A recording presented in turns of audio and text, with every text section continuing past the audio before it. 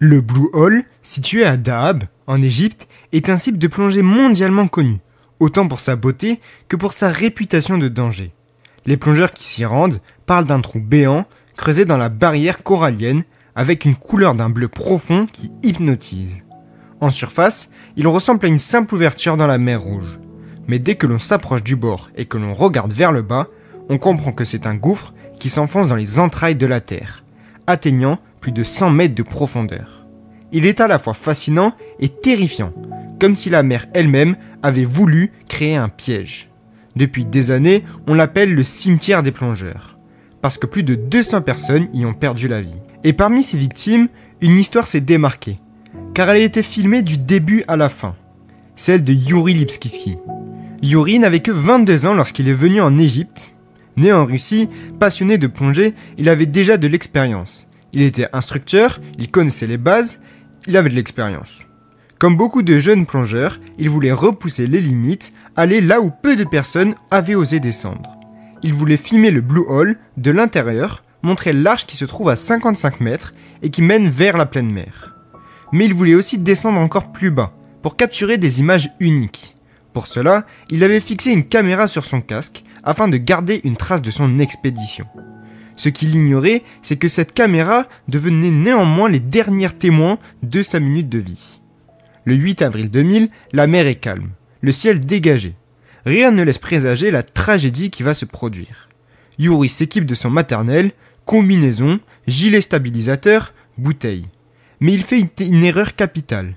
Il ajoute trop de poids à sa ceinture. Peut-être pour descendre plus vite, peut-être par l'habitude, mais ce choix va être fatal. Ses amis le voient s'immerger. Au début, tout semble normal. La caméra enregistre l'eau turquoise, la lumière du soleil qui se faufile à travers les vagues. Mais à mesure qu'il s'enfonce, la luminosité diminue. À 20 mètres, on distingue encore le bleu clair. À 40 mètres, tout devient sombre.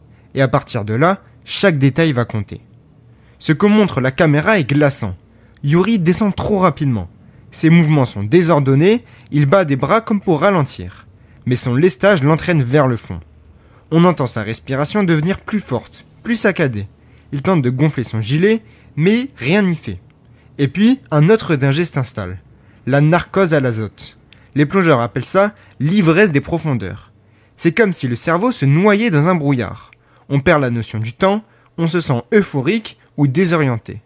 Dans le cas de Yuri, la narcose le plonge dans une confusion totale.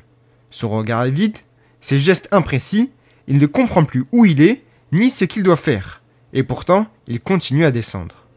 À 55 mètres, il atteint l'arche. C'est l'endroit qu'il voulait filmer, mais il ne le traverse pas. Il ne s'arrête pas. Au contraire, il glisse encore plus bas. Son corps ne répond plus correctement. Les secondes passent, son air diminue. À 70 mètres, puis 80 mètres, il agite les bras dans un effort désespéré. On dirait qu'il essaye de remonter, mais il n'y parvient pas. La caméra tremble, son souffle est bruyant, irrégulier. Et puis le sable apparaît soudain. Il est au fond, à plus de 90 mètres. Les images qui suivent sont insoutenables. Yuri est assis dans le sable, son cœur vacille, il essaye de se lever, tombe à nouveau. Ses yeux fixent parfois l'objectif, comme s'il voulait appeler à l'aide. Mais personne n'est là. Ses bulles s'espacent, son souffle devient haletant. Il tente encore de se redresser, mais il retombe lourdement. Ses mains tremblent, et puis, au bout de quelques minutes, son corps s'immobilise complètement. La caméra, elle, continue d'enregistrer. On entend encore quelques bulles, puis plus rien. Le silence des abysses. Le lendemain, un plongeur technique du nom de Tarek Omar est envoyé pour récupérer son corps. Tarek connaît parfaitement le Blue Hole. Il sait que c'est un lieu de meurtrier. À plus de 90 mètres, il retrouve Yuri, son cœur est allongé, dans le sable, la caméra toujours fixée à son casque.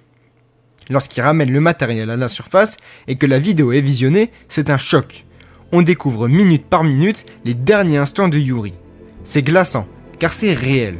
Cette vidéo a depuis circulé sur internet, rappelant à tous la dangerosité de ce site. Pour les plongeurs, l'histoire de Yuri est devenue une leçon.